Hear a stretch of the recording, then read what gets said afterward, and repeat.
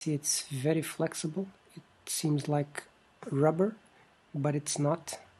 It's very strange to touch, and it fits right in place.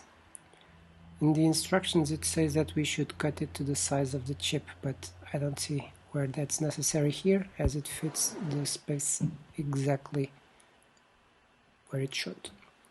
Let's also put some thermal pads on this HDMI chip, because I read somewhere that this is recommended to do. So let's do it. We have nothing to lose on there.